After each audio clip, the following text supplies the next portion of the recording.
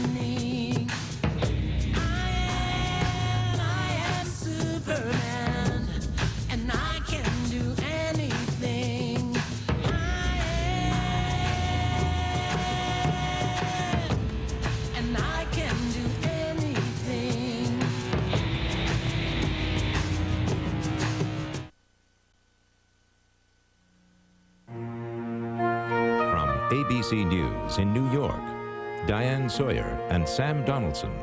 Good evening. Sam and I welcome you to 2020 Wednesday. Tonight we have a murder mystery that you'll be talking about tomorrow, we promise. For one thing, there is a defense strategy that sounds at first like the plot of a science fiction movie. But the case is real. A trial began today in Arizona, and for one man, it is a matter of life and death. Diane, his name is Scott Falater, and he could face the death penalty if convicted of his wife's murder. Now, he doesn't deny stabbing her to death, but what makes this case so extraordinary is that he says he has no memory of the brutal attack, no recollection of the 44 stab wounds he inflicted on his wife, the mother of his 2 children. How is this possible? Well, as Connie Chung reports, his attorney plans a surprising defense.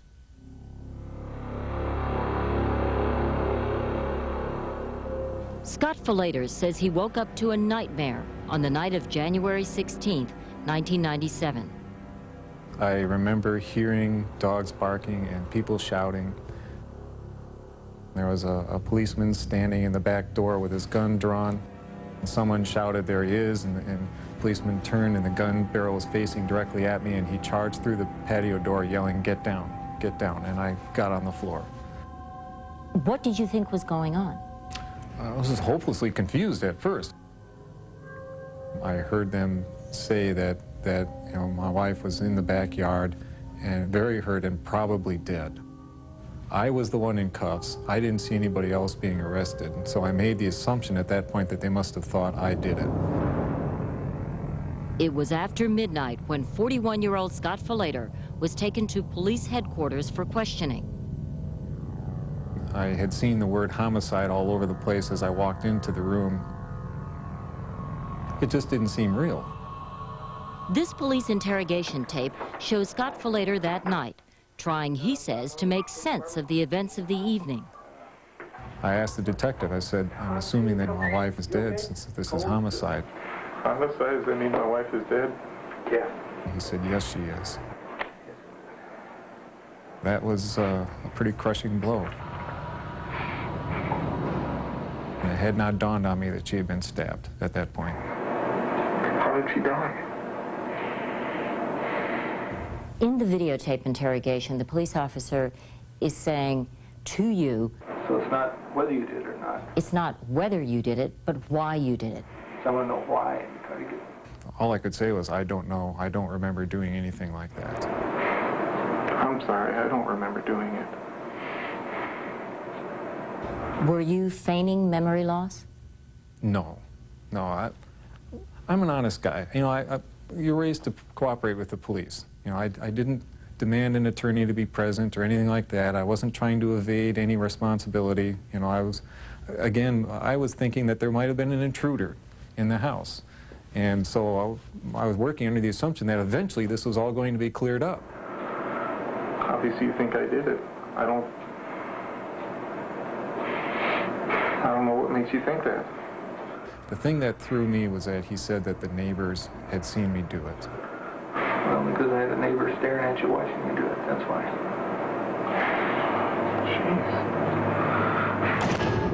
Jeez. Scott Falater spent that first night in the Maricopa County Jail. Now that police had an eyewitness, it became chillingly clear he was the only suspect in his wife's death. A week later, he was indicted for first-degree murder. Bond was denied. Weeks stretched into months. Basically, everything I worked for was gone. My best friend was gone. Who knows what would happen to my children from here on out? My life was going to be forever different, and it's like everything I had was just thrown out the window and gone. My assumption was that I would never, ever see the light of day again. How did this mild-mannered Mormon, a seemingly loving husband and father, a man described by his co-workers as a brilliant engineer, find himself facing trial for murdering his wife? Scott and Yarmila were high school sophomores when they met in English class. I fell in love with her at first because she was kind of spunky and had a lot of energy and didn't take guff from anybody. He decided that that's the one he liked, so he asked her to go out, and that was the first date for him, and he never went out with anybody else after that. No one was surprised when they married.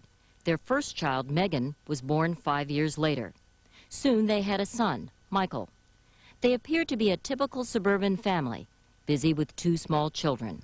She was an excellent mother, just real fantastically devoted to the kids. We kind of grew into one another, if you know what I mean. We saw eye to eye on virtually everything. There wasn't any major difference between us on anything that was important in life. Megan, were you as perfect a family as it seemed? Yeah, I think we were. We really loved each other a lot, and we spent a lot of time together. Were you very close to your mother? Yes, she's my best friend. By 1997, Yarmila Falater was a teacher's aide at a preschool in Phoenix. Scott Falater was a product manager at Motorola, heading up a team of engineers working on a highly competitive project. But there was a problem.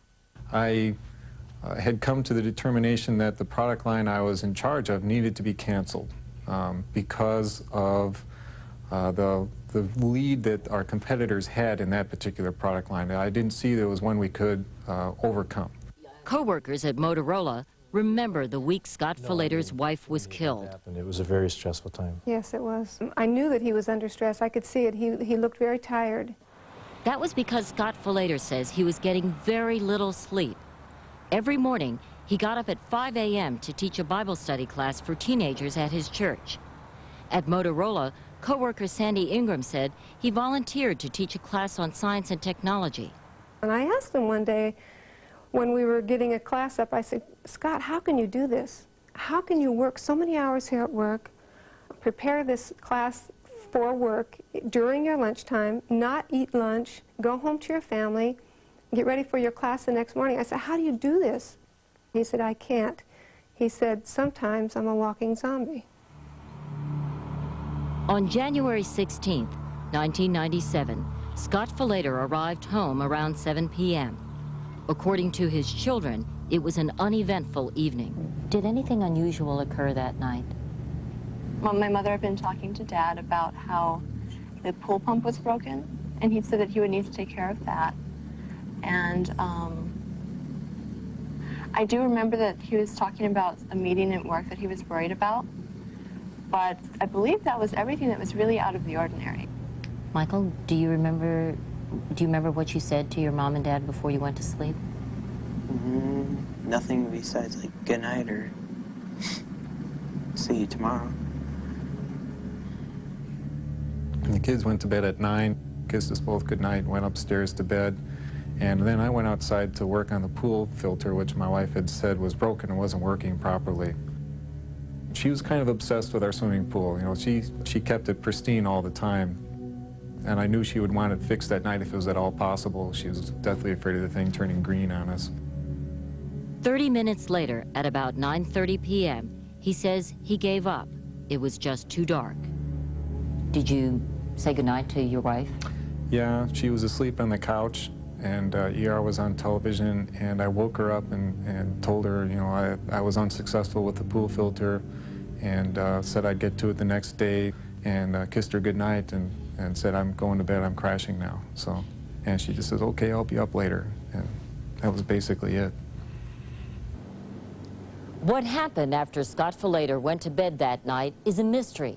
But about an hour later, according to police reports, a woman was heard screaming, "Please, no." A neighbor ran outside, looked over this wall, and saw Scott Falater standing over his wife's body. To his horror, he says he saw Falater roll her body into this swimming pool and hold her head underwater. 911, what is your emergency? I don't know. My neighbors, there was a bunch of yelling and screaming. It was 10:56 p.m. when the next-door neighbor called for help. And the husband just threw, I believe, the wife into the pool, and it looks like he's holding her underwater. She's been screaming for about 20, 30 minutes. Police arrived to find Yarmila Falater's lifeless body floating in the now crimson swimming pool. Her spine had been fractured, and she had been repeatedly stabbed. Scott Falater was barefoot, dressed in his pajamas. Did you kill your wife? Physically, yes. Did I consciously plan to do that? Absolutely not. Are you aware of the fact that she was stabbed 44 times? 4 of them could have killed her. Yes. And that, according to the neighbors next door, she was screaming, "Please no, please, please no." Yes. I've tortured myself a lot with thoughts of what might have gone through her mind while I was attacking her. You honestly don't remember attacking her? No, absolutely not. Incredibly, police found Megan and Michael upstairs, still asleep. When we woke up, there were police officers all over our house, and I knew something was really wrong. How did you find out that your mother had died? A police officer came and essentially told us that our parents had been fighting and that our father had killed our mother.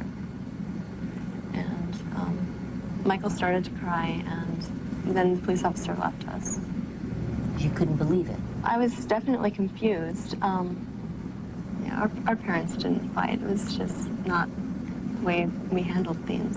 January 16, 1997. Domestic The news that Scott Falater had been arrested for killing his wife was broadcast throughout Phoenix the next day. Coworker Gordon Allen was stunned. I would be no more shocked than if my own Mormon bishop had been charged with this. I heard people talking about it around work, and I thought, Scott Falater? No way. There's got to be another Scott Falater in town. The next morning, Falater was allowed to call his children. What did you say to each other? I said, you know, you probably know I've been accused of killing Mom.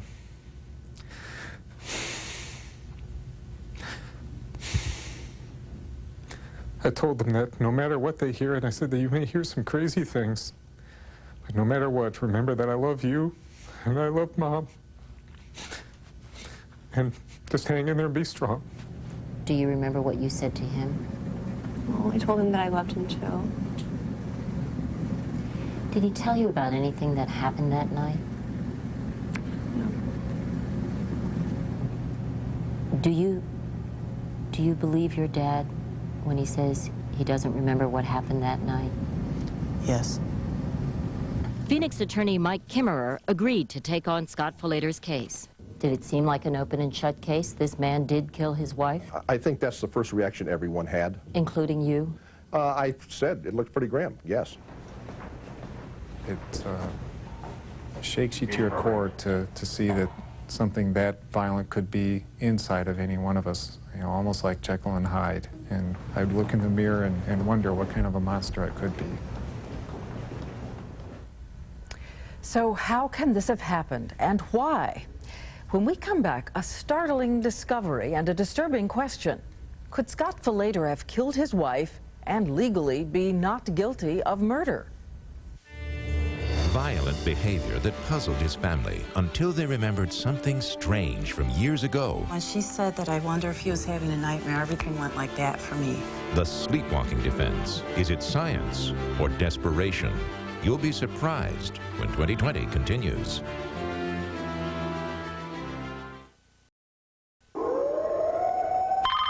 I was going through this intersection. What? No, this guy came out of nowhere. I swear to avoid him, but... Slow down. Are you all right? What happened? Dad, I'm really sorry about the car. That doesn't matter.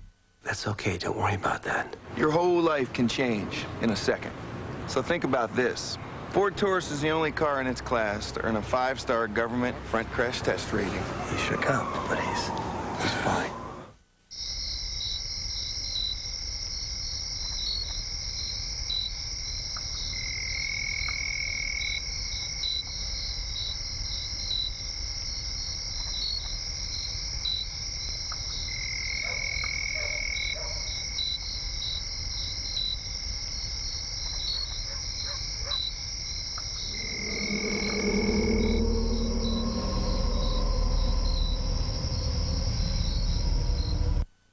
Now a call from the road is like a call from the park, because now they're as affordable as calling from home.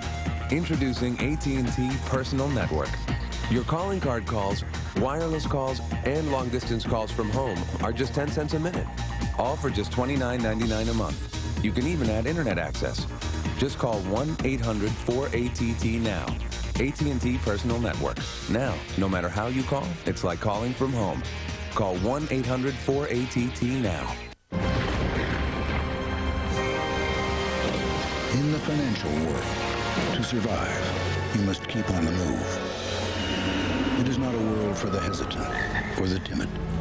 Sometimes, to defend against larger, fiercer competitors, your best choice is merger or acquisition. But beware, lest your careful, well-planned strategy should result instead in failure or doom. In these troubled waters, experience, knowledge, and size are your best allies. If you're considering strengthening your company through merger or acquisition, think first of First Union. Wherever you plan to go, we have been there before. Come to the mountain called First Union. Or if you prefer, the mountain will come to you. The road is long. It's a baby! With a many It's about your dad. He had a heart attack this morning. Oh, my God.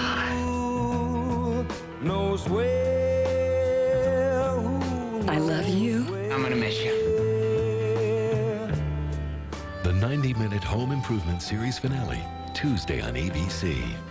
Party people dance. Millions will be watching from around the globe. Cher, Janet Jackson, Britney Spears. The world's hottest music and biggest stars. Will Smith, Ricky Martin, Backstreet Boys. It's the sexiest night on television, hosted by the real Pamela Lee. Thrill Seekers. Damon Wayans co-hosts from Monaco, the World Music Awards, Thursday on ABC. Party people dance.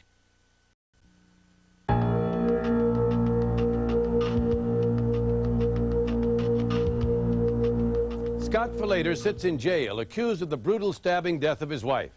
He cannot deny that he killed her, but a bizarre explanation is about to come to light. Connie Chung picks up the story as his family rallies around him because, they say, the man they know could never have done this.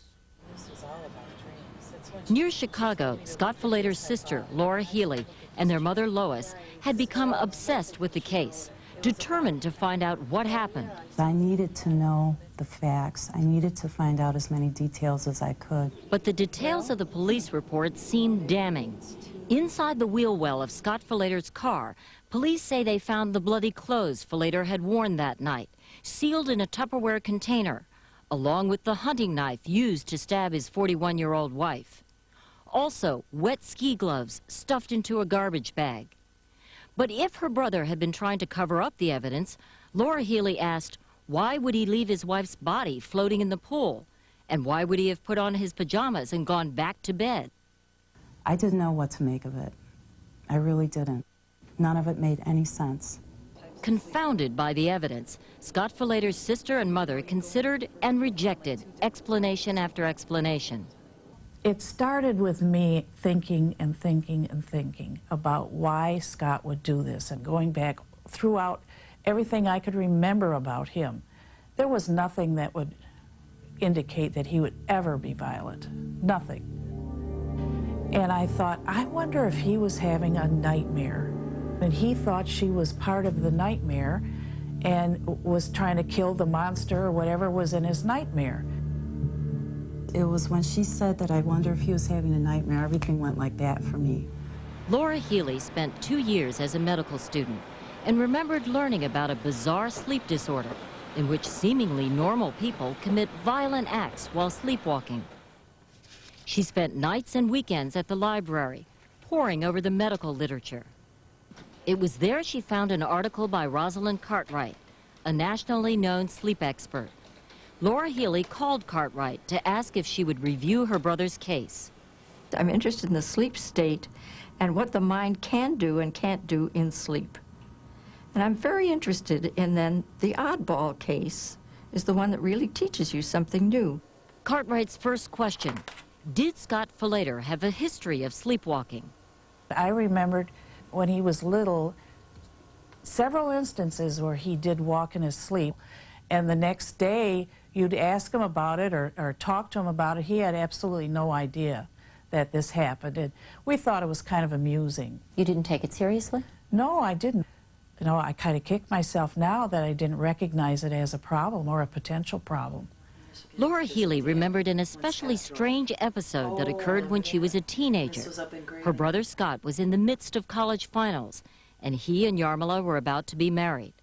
Late one night, dressed only in pajamas, Scott Falater headed for the outside door. I said, Scott, what are you doing? And he said, he didn't say anything. So I tried to reach around him to turn the lock so he couldn't get out. And he turned around and he grabbed me by my shoulders and just tossed me. And I went flying. I went and landed on my butt and just sat there looking at him. He looked just so angry. He looked almost demonic. He just was, I have never seen him look like that. And at that point I thought, well, he must be sleepwalking. It's got to be. Nothing else is explaining this. Laura and her mother became convinced that Scott killed his wife while he was asleep. It's the only thing that makes any sense. You do realize how unbelievable this defense sounds. Of course I do. Of course I do. I sort of feel like an idiot sitting here talking about it, and I sure wouldn't be if I didn't think it was true. It was Laura Healy who called defense attorney Mike Kimmerer to tell him about her sleepwalking theory. He had been planning to plead Scott as guilty but mentally insane. What did you think of that? Oh, I was outraged. I was outraged. I said, my brother is not an insane person. Skeptical but intrigued, Kimmerer agreed to have Scott Falater tested. For 4 nights here at St. Luke's Medical Center in Phoenix, he was hooked up to electrodes and wires to measure his brain waves. This videotape shows Falater sleeping. Cartwright believes, without a doubt, the polysomnograph test results conducted on Scott Falater prove scientifically he fits the profile of a sleepwalker. She will be a key witness for the defense. I've done a number of sleep studies on people who've been accused of a murder. Scott's case is really about as pure a case as you can find of sleepwalking violence. At his trial, Scott Falater's attorney will try to convince a jury that Falater is not guilty because he killed his wife while sleepwalking. Was it out of desperation that led you to the sleepwalking defense? No, it was not out of desperation. It was the defense that started making sense when you started looking at all the facts of the case. I have to tell you, there are probably people out there who really believe it's a concocted story, a way for you to get away with murder. And I don't blame them for feeling that way. I honestly don't. I would have felt the same way if I had been at home reading this in the paper, too. It would have seemed like a pretty bizarre and flaky defense to me, too. Well, will a jury believe what the defendant himself once found implausible? The rest of the story is just ahead. An accused murderer prepares to take the stand. I'm only going to say what I know, and since I don't remember killing her, that's what I'm going to say. A risky defense and a man's last hope when 2020 continues.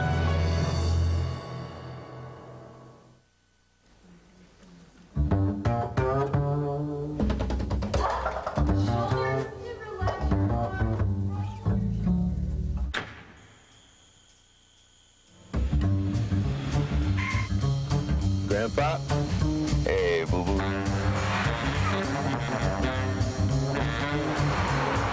The new Volkswagen Jetta, completely redesigned to give you even more of that same old feeling. The Stanley Cup was supposed to be here 3 days ago. You hear that? That's 20,000 screaming people that are going to tear me apart. They tear! Thank you very much. Goodbye, goodbye. Stanley Cup, Stanley Cup!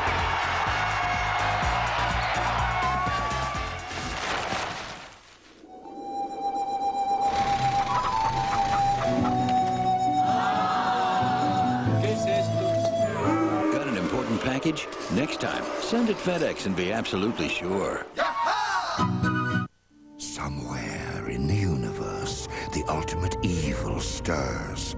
But 3 legendary heroes have come together and will lead the battle to save the galaxy from the menace of the dark side.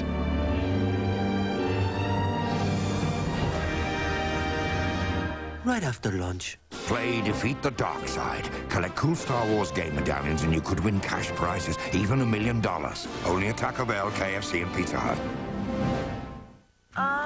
There is a place where the only problems you need to solve involve a swimming pool and 2 Mickey Rooneys. And you can visit every night with Serta. We make the world's best mattress. Odor Eaters' feet are sweeter, fresher, drier, cleaner, neater. Only Odor Eaters insole sprays and powders have genuine Arm & Hammer baking soda. They destroy foot odor and wetness. Odor Eaters' feet are sweeter.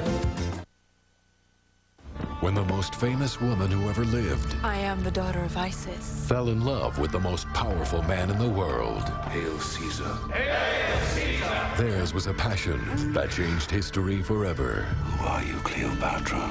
I am Egypt. From the executive producer of Merlin and The Odyssey, ABC and Hallmark Entertainment proudly present Cleopatra.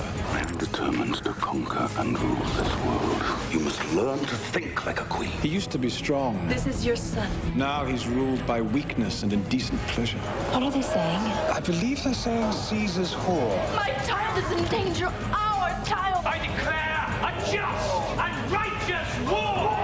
How much do you love me? Timothy Dalton, Billy Zane, and introducing Leonore Varela. I am the true ruler of Egypt. Cleopatra, ABC Sunday, 9/8 Central. Could a man who stabbed his wife 44 times be innocent of murder? The sleepwalking defense has its day in court. And later, our cameras catch drivers doing everything but paying attention to the road. An eye-opening look at accidents waiting to happen when 2020 continues. After this from our ABC stations. This is an ABC 7 News Brief. Now here's John Drury. Good evening. A paralyzed woman gets her wish to die, why her mother may now be charged with murder. The latest at 10. Also, a school fight, a teacher facing charges. Plus, how can you lose weight without eating less? And I want the designer jeans, and I want the designer shoes, and I want the designer school. parents going to extremes to find the right preschool for their children. Join Diane Burns and me tonight on ABC 7 News at 10. Strength, knowledge, and experience. That's Pacific Life. For more than 130 years, Pacific Life has provided insurance and investments that protect families and help build assets. Our family of companies has helped thousands of businesses and millions of individuals reach their financial goals. Use the power of Pacific Life. If you like to leave things to the last minute, don't worry. Our 24-hour tailoring will get you out of any jam. Well, almost. The Men's Warehouse. You're going to like the way you look. I guarantee it. This project demands undivided attention. Hi. Hi, Eddie. What you doing? Cooking my lunch. A lean and hearty hot dog. What's that? It's amazingly delicious, lower fat, and 100% Hillshire Farm. Smells good. Sure does. I love hot dogs. I like them a lot. Hold the mustard. Lean and hearty, amazingly delicious, lower fat, 100% Hillshire Farm. See you tomorrow.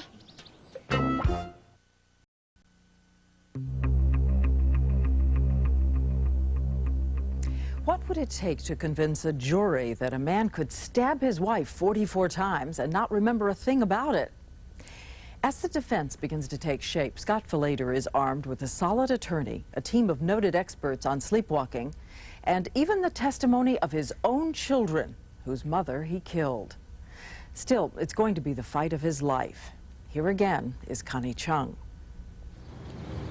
At his trial at the courthouse here, Scott Falater will take the stand to repeat what he told police from the beginning, that he had no memory of what happened that night. Sleepwalking will be his sole defense, a defense that sounds incredible. But why would a devout religious man with no criminal or violent past, who apparently had no marital problems, viciously kill his wife while his children slept upstairs? Deputy County Attorney Juan Martinez will prosecute the case. He declined 2020's request for an interview, citing an Arizona Supreme Court rule restricting attorneys from talking publicly about evidence before trial. Do you think the prosecution can come up with anything that even is close to a motive? I don't believe so, no. Have you ever been unfaithful to your wife? No, never. Did you ever talk about divorce? No, never. You didn't have arguments? No, no, never. We never shouted. Never would have thought of striking her, never. How could you have killed your wife and truthfully not remember? From what I've learned about sleepwalking since my arrest, I know that sleepwalkers typically have complete amnesia for what they do. Cartwright says sleepwalkers who kill have no memory of the crime and are not conscious of their actions. It's a brain disorder, not a personality disorder, not somebody trying to pull the wool over your eyes. This is somebody with something wrong that has gone wrong in a connection in the brain. At the trial, Cartwright says she will testify that she believes a lethal combination of stress and sleep deprivation triggered the violent attack on Yarmila Falater. He was very upset about having failed at the project on his job. He wanted to be more competent than he was. He came home, his wife says the pool filter isn't working, and he went out to try and fix it, couldn't fix it. went to sleep, got up, and went out, evidently to try and complete that job, to try and get some sense of self-esteem. I can do that. I can finish that project. I suspect that his wife missed him and got up to find him and bring him back and interrupted him. Perhaps she knew I was sleepwalking and tried to lead me back to bed. And I guess I had a knife in my hand and killed her at that point. Just the fact that she came and spoke to you, why would that trigger you into a violent rage? I don't know. All we know is that interrupting anyone in one of these walks to do something that they have in their mind, single-mindedly to do, they do attack, and attack abruptly and with viciousness and extraordinary strength. What seems fantastic is, while you were attacking her, why didn't her screams wake you up? I wish I knew. I wish I knew. I wish she had taken the knife from me and stabbed me back. But the prosecution contends this was premeditated murder, pure and simple.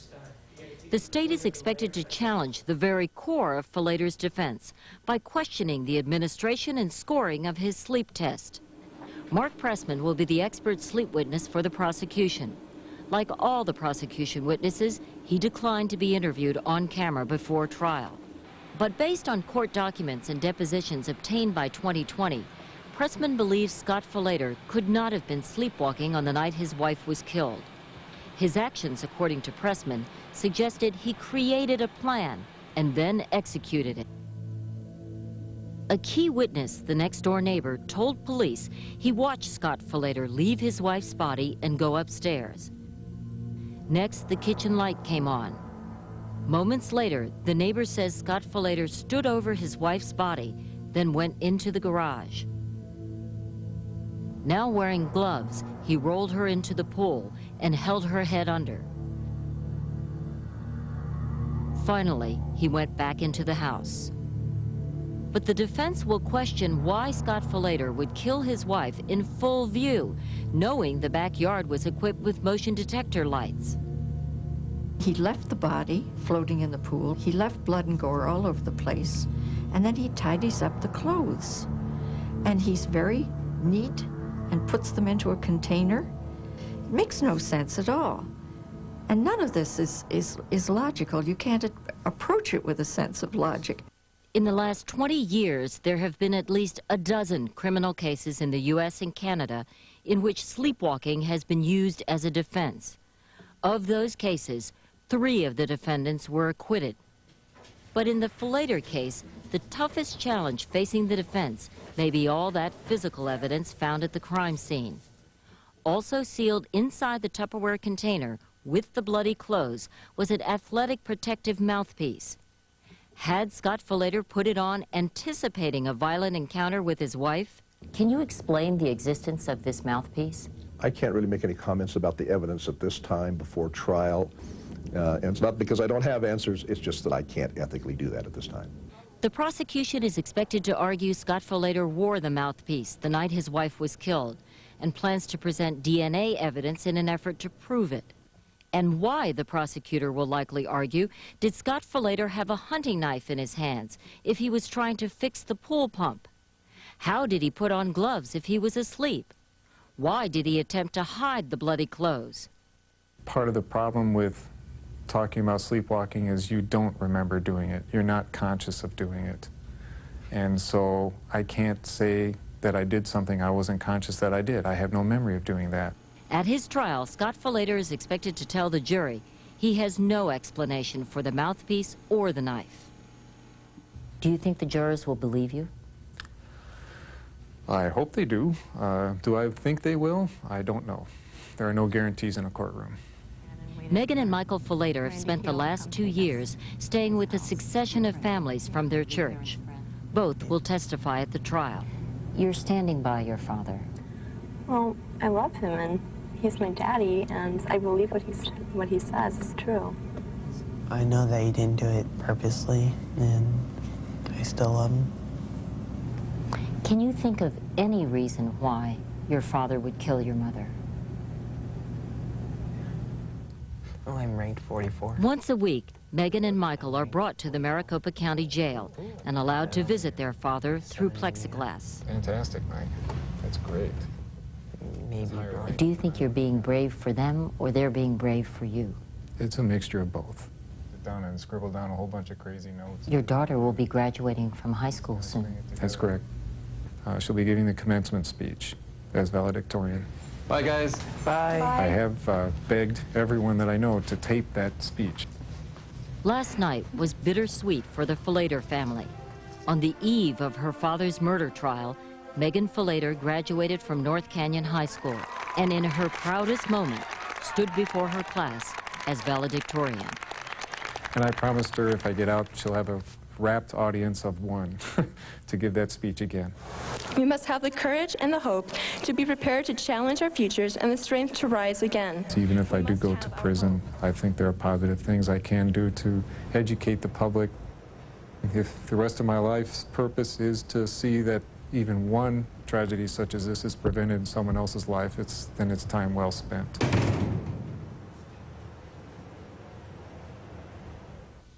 Jury selection began today in Scott Falater's murder trial. It's expected to last 3 weeks. If he's acquitted and returned to his family, Falater says he's willing to take powerful sleep disorder drugs and to set up elaborate alarm systems